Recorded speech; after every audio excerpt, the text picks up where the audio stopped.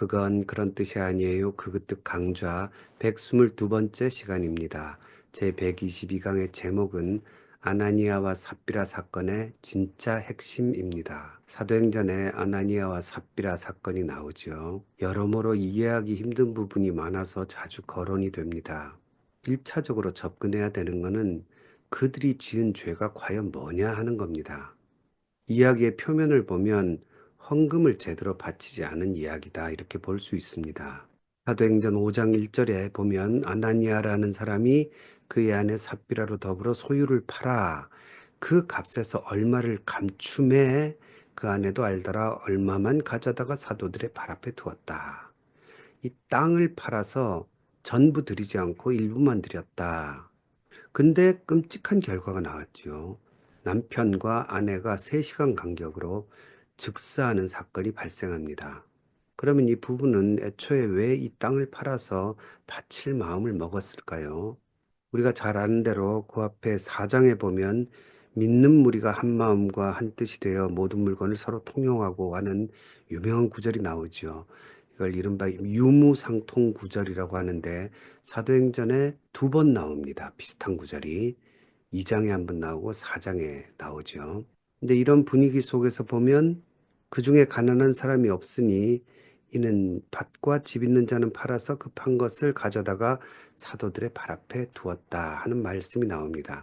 이걸 표면적으로 잘못 보면 당시에는 교회 성도들이 자기 모든 재산을 무조건 다 교회에 바친 것처럼 느껴질 수 있어요. 그러나 꼼꼼히 보면 그건 아니란 걸 알 수 있습니다. 일단 이거는 모든 사람이 뭐 가난한 사람이 자기 숟가락도 바치고 있는 사람은 많이 바치고 없는 사람은 조금 바치고 이런 뜻이 아니라 4장 34절에 보면 밭과 집 있는 자가 팔아서 바쳤다 이렇게 나옵니다. 이 밭과 집 있는 사람은요 부자들이지요. 부동산을 가진 사람들을 얘기합니다. 그러니까 이런 헌금이 있긴 있었는데 주로 부자들이 드린 헌금이었다는 걸 알 수 있습니다. 근데 이 헌금이 부자들에게 의무적으로 부과된 교회 법에 따라서 무조건 바쳐야 되는 헌금이냐? 그건 아니었던 게 분명합니다. 왜냐하면 바로 이어가지고 이렇게 밭과 집 있는 사람이 팔아서 바치는 모습이 나오면서 그 예로 4장 36절에 요셉이라고 하는 바나바가 자기의 밭을 사도들에게 바치는 장면이 나오죠. 만약에 당시에 돈이 많은 사람들이 꽤 있을 건데 그 사람들이 다 자발적으로 이런 걸 바쳤다면, 바친 사람이 많았다면 여기 이렇게 바나바 이야기 하나만 딱 나오는 거는 굉장히 어색합니다. 이거는 당시에 굉장히 바나바의 헌신이 주목받을 만한 그 일반적이지 않은 굉장히 희귀한 케이스라고 할 수 있습니다. 이건 또 어디서 추측이 가능하냐면요. 이렇게 자기 밭을 바친 바나바를 사도들이 바나바, 그 위로의 아들이라고 번역돼 있죠. 위로의 아들이라는 별명을 붙여줍니다. 근데 아마 사도님들은 이 헌금을 부자들에게 좀 격려를 했던 것 같아요. 그런데 여러분 우리가 잘 알듯이 부자가 왜 부자입니까? 부자는 재물에 민감하신 분들이 많지요. 자기 물질을 상당히 잘 보호하고 아끼는 사람들이지요. 그러니까 쉽게 이런 헌신들이 다 팔아서 다 바치는 일들이 일어나기 힘들죠.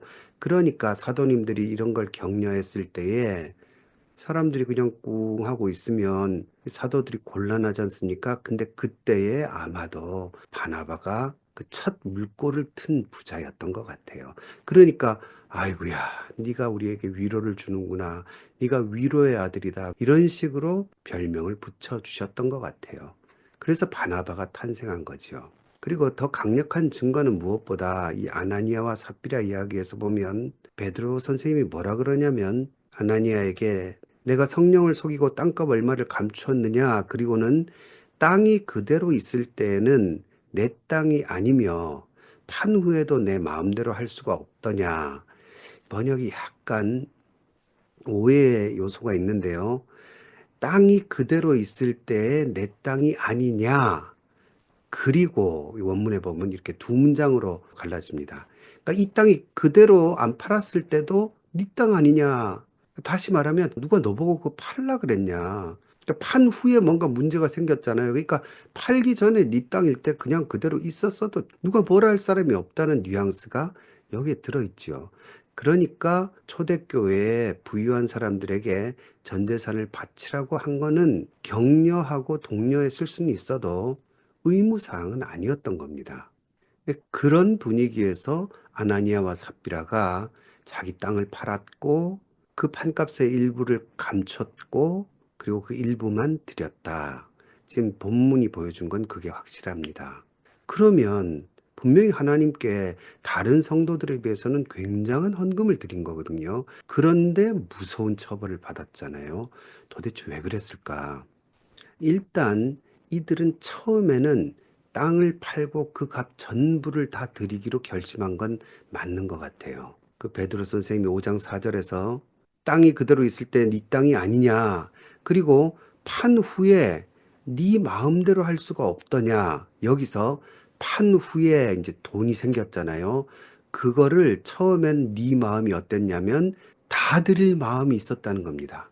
그 마음대로 다 드리겠다는 마음대로 할 수가 왜 없었냐? 처음에 그 결심을 왜 지키지 못했냐? 이런 뜻이 지금 들어있는 거거든요. 처음에는 이걸 다 드려야지 이렇게 생각을 했던 겁니다. 그런데 그 다음 구절에 보면 어찌하여 이 일을 내 마음에 두었느냐? 이렇게 나옵니다. 그러니까 그의 첫 결심, 첫 마음은 땅을 팔아서 다 드려야지 이렇게 생각을 했는데 그 마음에 여기 이 일이라고 나오죠. 이 일이라는 것이 그 마음에 끼어들었어요. 그래서 마음이 변심한 겁니다. 그러면 이 일이 뭘까요? 그게 그 다음에 나타나죠. 이 일을 내 마음에 두었느냐? 사람에게 거짓말한 것이 아니요 하나님께로다. 여기서 이제 사건의 전모가 다 드러나지요. 핵심이 뭐냐면 거짓말을 했다는 거예요. 하나님께 거짓말을 했다. 이 거짓말은 뭡니까? 그 땅 판값 전체가 있잖아요. 그런데 그 중에 일부를 감췄어요. 그리고는 드리면서 거짓말을 했다는 겁니다. 이게 땅 판값 전부입니다. 이렇게 거짓말을 한 거죠. 그게 확실히 드러나는 게 베드로가 삽비라에게 묻지요. 그 땅 판값이 이것뿐이냐 이렇게 묻지요. 예, 이것뿐입니다. 이렇게 이야기를 한 거예요. 결국 그 마음에 뭔가 끼어들어서 전부가 아닌데 전부라고 거짓말을 했다. 그럼 이 일은 뭡니까? 아까운 마음이죠. 그래서 일부만 드렸다. 그러면서 이게 전부라고 거짓말을 했다. 이게 지금 사건의 이제 거의 전모가 드러난 겁니다. 그러면 왜 이런 거짓말을 했을까? 애초에 사도님, 이거는 일부입니다. 나머지는 저희도 먹고 살아야 되니까 좀 띄워놨고요. 요거 일부인데 이거라도 받아주십시오. 그랬으면요, 베드로가 이렇게 화를 안 냈겠지요. 왜냐하면 핵심이 거짓말했기 때문에 지금 벌을 받은 거거든요. 근데 거짓말을 안 하면 그래, 네 믿음의 분량이 이 정도인데 하나님이 그걸 받으실 거다. 뭐 이렇게 진행되지 않겠습니까? 그리고 어쨌든 그 헌신도 귀한 헌신이죠. 그런데 그들이 이 아까운 일부를 감춰놓고도 끝까지 전부를 다 바쳤다고 계속 거짓말을 한 이유가 뭘까? 이게 문장 구조에서 이게 드러납니다. 이 아나니아와 삽비라 사건 바로 위에 우리가 아까 본 바나바의 헌금 사건이 있죠. 근데 이 두 덩어리가 본래 성경에는 장과 절이라는 게 없고 나중에 보기 편하려고 지금 붙인 거거든요. 그래서 4장과 5장이 떨어진 것 같지만 사실 붙어 있습니다. 대라는 접속사가 붙어 있어서요. 대가 그러나거든요. 그러나 두 개의 사건이 서로 반대되는 사건으로 연결이 돼 있어요. 쉽게 말해서 앞에 바나바는 사도들이 칭찬한 아주 좋은 헌금 사건이고 그러나 아나니아와 삽비라 이야기 이 사건은 반대 케이스 하나님 보시기에 나쁜 헌금이었다는 것이 지금 이 문장 구조 속에서 나타나고 있죠. 그러면 이제 사건의 본질에 조금 더 우리가 다가갈 수 있죠. 아나니아와 삽비라가 다 안 바쳐놓고 다 바쳤다고 한 이유는 바나바는 다 바친 게 분명해요. 그래서 사도들의 칭찬을 얻었죠. 그리고 더 나아가서요. 사도행전에서 유일하게 12사도 외에 사도라는 명칭이 붙은 사람이 바울과 바나바 뿐입니다. 그러니까 평신도가 사도급이 된 거예요. 그래서 나중에 안디옥에서 교회가 생기니까 파송 목회자로 누구를 보냅니까? 사도들이 바나바를 보내요. 그러니까 바나바는 이 일을 통해서 굉장한 명예를 얻은 겁니다. 그런 분위기가 생기니까 아나니아와 삽비라에게도 욕심이 생긴 거예요. 근데 이 욕심이 나쁜 욕심이 아니죠. 선한 욕심이에요. 바울도 디모데전서 3장 1절에 사람이 감독의 직분을 사모하는 것은 선한 일이라고 말씀하죠. 그러니까 이들이 처음에 모든 걸 다 드리고 나도 바나바처럼 교회에서 사도들에게 인정받고 교회 일에 중심에 서고 싶다 하는 그 마음 자체가 잘못된 건 아니죠. 하지만 문제는 아까웠던 겁니다. 그 명예는 얻고 싶고 교회에서 남들에게 칭찬과 뭔가 권위를 얻고 싶은 마음이 있었지만 그러나 세상적인 욕심이 여전히 남아 있었던 거죠.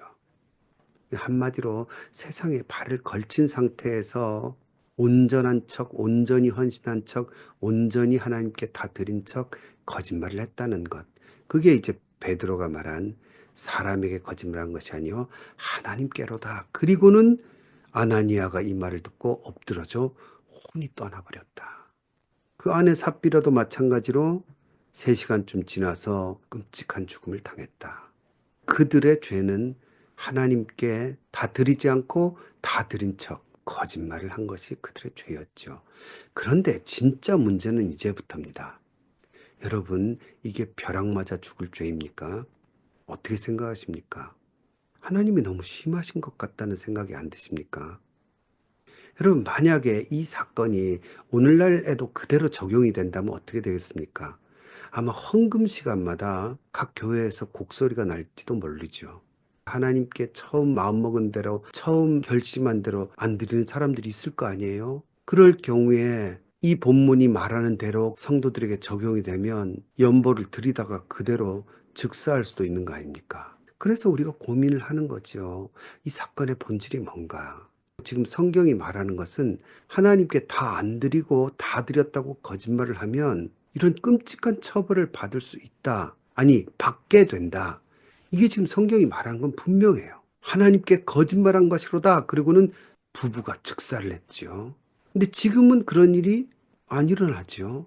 그런 차원에서 보면 이건 일종의 시범 케이스였던 것 같아요. 본래는 이렇다는 걸 하나님이 지금 보여주신 겁니다. 그런데 지금은 시행하지는 않으시는 거예요. 그러나 본래는 이렇다는 것은 이 본문이 보여주고 있다는 거죠. 그러니까 이것은 원칙을 우리에게 일깨우고 가르쳐 주시려는 하나님의 시범 케이스로 그래서 성경에 기록이 된 거지 않습니까? 그렇게 우리가 일단 받아들일 수 있습니다. 그러면 그 하나님의 메시지가 과연 뭘까요? 방금 전까지 말씀드린 이야기는 많은 성실한 성경 연구자들, 설교자들이 대부분 이야기를 하고 잘 가르치고 계시다는 걸 제가 확인을 했습니다.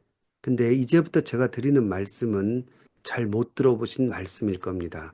한번 잘 들어보시길 바랍니다. 이 아나니아와 삽비라 사건 속에 보면 어떤 각성이 일어나요. 그 각성이 어떻게 표현되냐면 아나니아가 죽은 다음에 5장 5절에 아나니아가 이 말을 듣고 엎드려져 혼이 떠나니 이 일을 듣는 사람이 다 크게 두려워하더라 이렇게 나와요. 그리고 그 다음에 삽비라가 죽은 다음에도 5장 11절에 온 교회와 이 일을 듣는 사람들이 다 크게 두려워하니라 이렇게 나옵니다. 우리말 성경은 두려워하니라 이렇게 서술어처럼 기록을 했지만 본래 원문을 보면 큰 두려움이 일어났다 혹은 임하였다 이렇게 번역할 수 있겠죠. 특히 11절에 보면 온 교회와 이 일을 듣는 사람들에게 이 사람들에게 특히 성도들에게 큰 두려움이 임했다 이렇게 지금 성경이 가르쳐주고 있습니다. 두려움이 포보스라는 말인데요. 명사형으로 나와요. 거대한 두려움이 임했다. 그런데 이 포보스라는 말이 가장 먼저 사도행전에 언제 나오냐면요. 2장에 보면 43절에 사람마다 두려워하는데 거의 같은 문장입니다. 모든 사람에게 두려움이 임했다. 아까 아나니아와 삽비라 사건에 나오는 온 교회에 두려움이 임했다, 듣는 사람에게 두려움이 임했다처럼 모든 사람에게 두려움이 임했다 하는 것이 2장 43절에 나오는데요.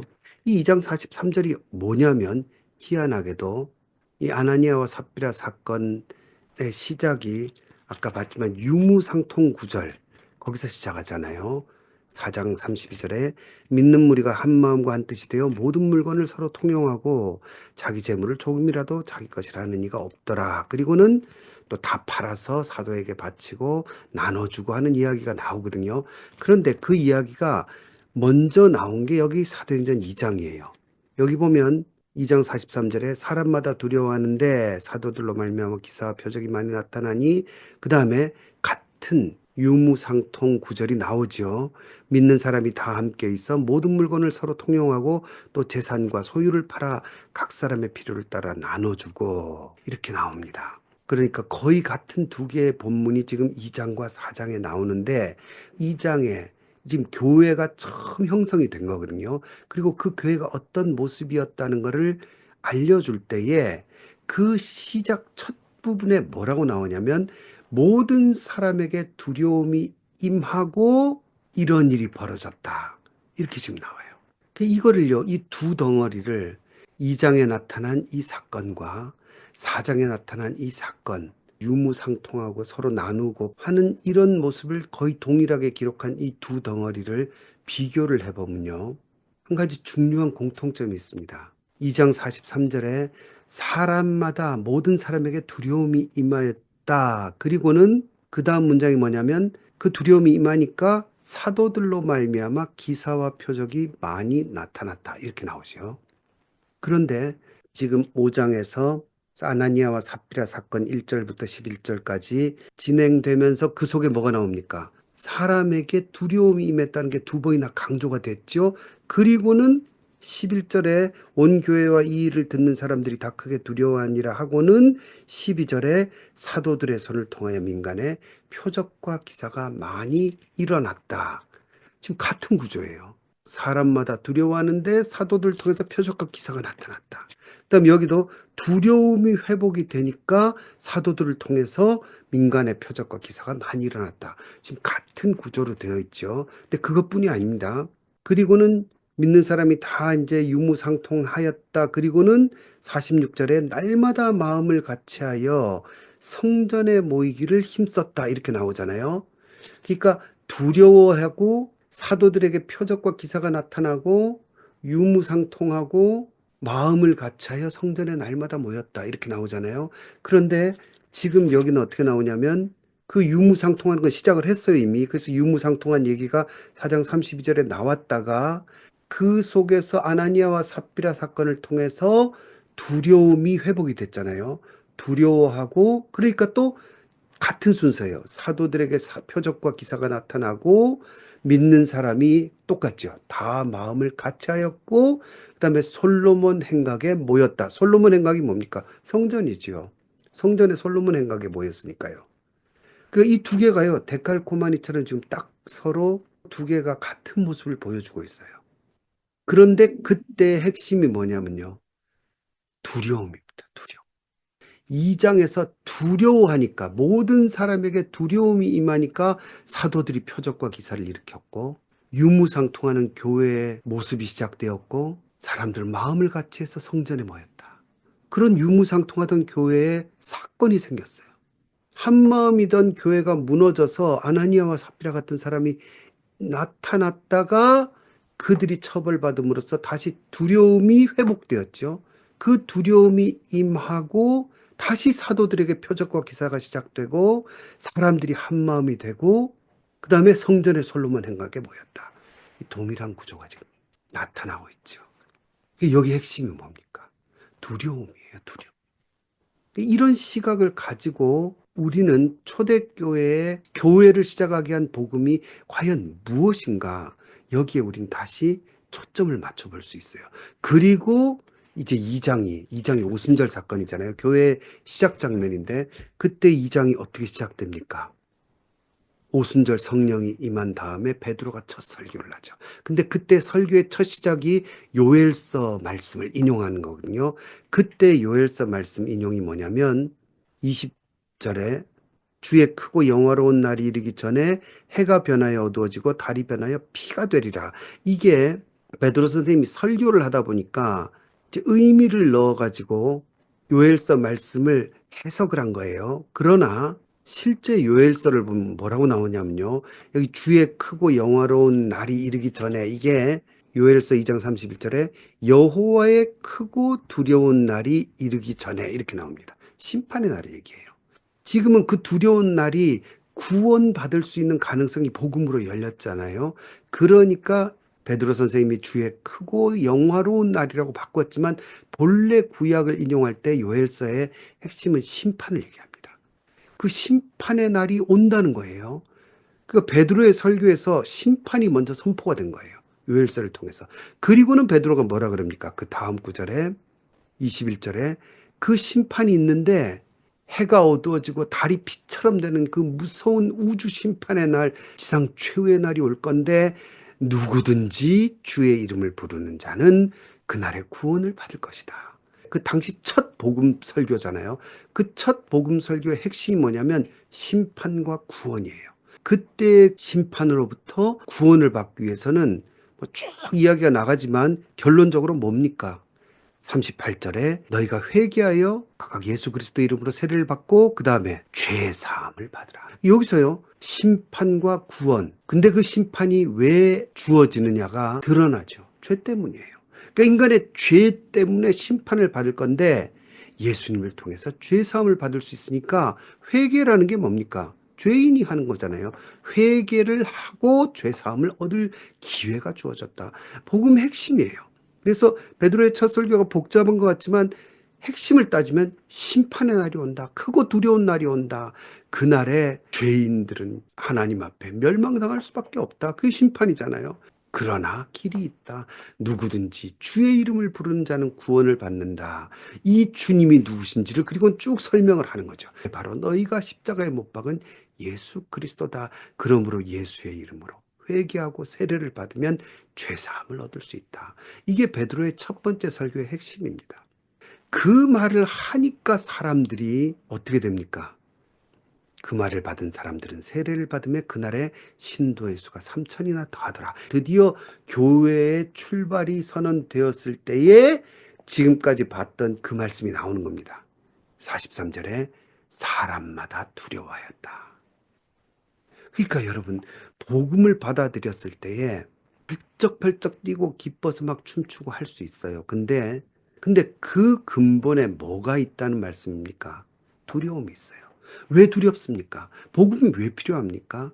심판을 받고 죄인이 죽을 수밖에 없고 멸망당할 수밖에 없는 그 근본의 운명, 회피할 수 없는 운명, 그 가련한 운명을 정말로 깨달았고, 그래서 주님, 내가 구원받지 않으면 멸망당할 수밖에 없는 죄인입니다 하고 고백을 함으로써 믿음이 시작되는 거예요. 그러니까 이게 얼마나 두려운 마음입니까? 내가 죽어서 영원히 지옥에 떨어질 수밖에 없다는 것을 자각하고 이게 내 본질이고 이게 내 실존이라는 걸 깨닫고 얼마나 두렵습니까? 그 죄가 얼마나 무섭습니까?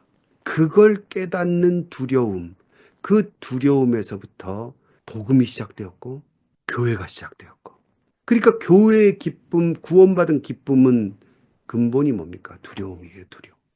하나님 앞에 죄인이 얼마나 두려운 존재인지를 깨닫는 데서 시작하는 거죠. 이거는요, 베드로의 두 번째 설교에서도 명확하게, 더 명확하게 드러납니다.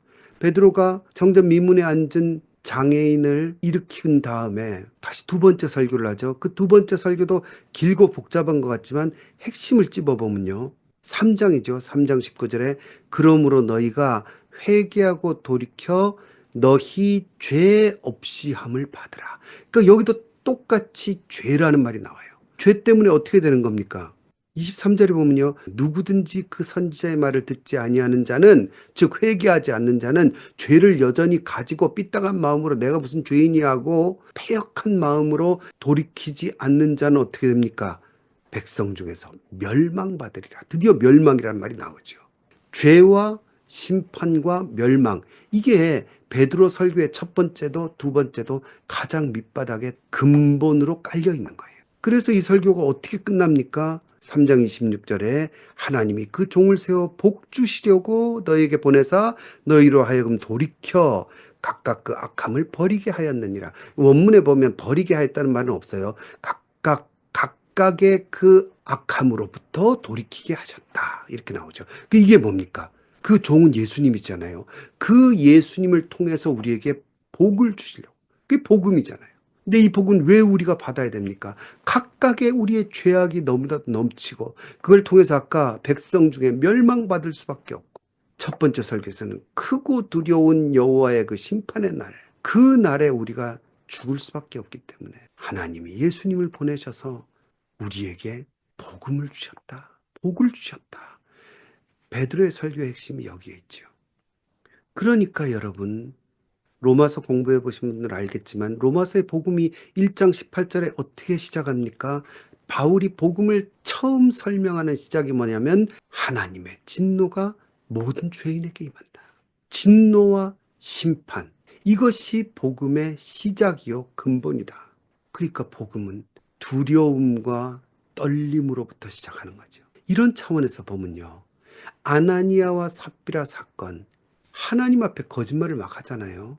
어쨌든 신앙 밖이 아니에요. 신앙 안에서, 교회 안에서 어떤 명예를 추구하려고.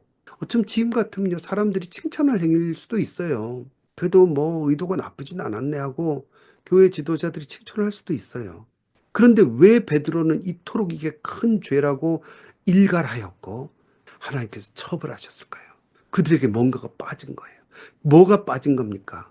분명히 겉보기에 신앙인인데 오순절 공동체인데 더군다나 교회의 중심에 서려고 할 만큼 중요한 인물들이었을 건데 심지어 부부가 같이 열심을 내는 사람들이었을 건데 그들이 분명히 예수님을 믿고 세례를 받고 그 속에 신앙이 있는 것 같은데 가장 중요한 무엇이 빠졌냐면 하나님에 대한 두려움이에요. 하나님이 얼마나 죄에 대해서 엄격하신 분이고 하나님을 속이는 것이 얼마나 무서운 일인지를 그들은 망각해버린 거예요. 이제. 하나님이 날 구원해 주셨으니까 뭐 날 사랑하시니까 이제는 하나님 앞에 마음대로 해도 되는구나. 그런 심리가 교회 안에 형성되었다는 것을 처음에 각 사람에게 두려움이 임했다. 이렇게 시작했잖아요. 모든 사람에게 두려움이 임하면서 유무상통하고 사도들에게 표적과 기사가 나타나고 사람들은 마음을 같이하고 성전에 모이기를 힘쓰고 그랬는데 어느 틈에 시간이 흘러갔을 때에 복음의 교회가 그 복음이 어디서 출발하였는지를 잊어버린 겁니다. 어떻게 그 사랑이 주어졌는지 어떤 상황이었기에 그 사랑이 주어졌는지를 망각한 거예요. 어떤 상황이었습니까? 우리가 하나님 앞에 지극히 더럽고 추한 죄인이었다는 것. 그걸 망각해버린 거죠. 이건 오늘날 우리 교회에게 주는 무서운 말씀입니다. 우리의 신앙이 어디서부터 잘못됩니까? 우리는 흔히 행위가 부족해, 우리가 신앙이처럼 살지 못해, 막 이런 얘기를 많이 해요. 그래, 그렇다고 뭐 악으로 깡으로 그러면 이제부터 결심하고 신앙인답게 잘 살겠다. 도덕 종교가 되는 거예요. 내 노력으로 의로운 행위를 해가지고 의인으로 인정받는 거, 그건 바리새인이에요. 근본을 찾아봐야 돼요. 그걸 지금 사도행전이 가르쳐 주는 겁니다. 어디가 잘못됐느냐? 내가 받은 복음이 어디서 출발했는지, 어디에서 우리가 회개하고 세례를 받았는지, 어디서부터입니까? 내가 죄로 인해 죽을 수밖에 없고 심판받아 멸망할 수밖에 없는 존재라는 것, 거기서 시작된 게 복음이다. 하나님 앞에 죄가 얼마나 두렵고 무서운 일인지를 깨닫는 것, 거기서부터 시작된 게 신앙이다. 이거를 다시 한번 각성하고 돌이켜 이 첫 번째 순수했던 믿음으로 돌아오는 것.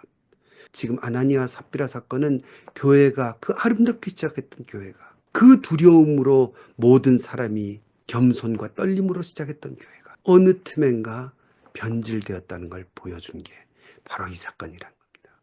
그래서 더 직접적으로 말씀드리면요. 하나님 앞에 거짓말했다. 즉사할 죄라는 겁니다. 하나님이 그걸 보여주시기를 원하셔서 모든 사람한테 그러면 맨날 뭐 다 죽어야 되니까요. 아나니아와 삽비라를 시범 케이스로 택하셔서 이제 교회가 슬 변질되어 가고 복음이 변질되어 가고 두려움으로 시작된 복음이 어느 틈엔가 자기의 명예욕과 재물욕을 함께 누리려는 걸로 변질되어 가는 한마디로 하나님을 두려워하지 않고 하나님이 얼마나 큰 심판으로 우리를 심판하셔야 되는지를 잊어버리고 그냥 구원하셨다니까 값싼 복음으로 값싼 신앙인으로 양다리를 걸치고 살아가도 되겠구나 하는 것이 하나님 앞에 얼마나 가증한 일인지를 이 초반에 한번 보여주시고 성경에다 담아주신 거예요. 우리에게 각성하라고. 그러기 때문에 여기 핵심이 뭡니까? 온 교회가 두려워하였다. 모든 사람에게 큰 두려움이 임했다. 그러니까 어떻게 됩니까? 교회에 다시 사도들을 통하여 표적과 기사가 나타나고 한 마음이 되어서 성전에 모여. 이게 진짜 개혁이죠, 이게. 이게 진짜 새롭게 각성하여 새로워진 공동체가 되어서 다시 5장 14절부터 교회가 힘있게 나아가는 장면이 이어지고 있죠. 그래서 여러분, 우리가 복음으로, 믿음으로 구원받은 것이 얼마나 이게 큰 은혜인지를 알려면요. 우리가 얼마나 큰 죄인이고 그 죄의 결과로 얼마나 무서운 멸망과 심판을 당해야 되는지 그걸 각성해야 됩니다. 그래서 우리 마음 깊은 곳에 두렵고 떨림이 있어야 돼요. 이 두려움과 떨림이 어느 틈에 희미해져 가는 것을 늘 경계해야 돼요. 이게 각성될 때에 우리는 하나님께 진실하게 감사할 수 있고요. 진실하게 찬양 드릴 수 있고, 진실하게 헌금을 드릴 수 있고, 정말 빚진 자의 마음을 하나님께 얼마나 큰 1만 달란트에 빚졌는지를 깨닫는 마음으로 내 곁에 사람들을 용서할 수 있게 되는 거죠. 그 두려움을 회복하라고 사도행전은 우리에게 아나니아와 삽비라 사건을 보여주고 계십니다. 오늘은 여기까지 하겠습니다.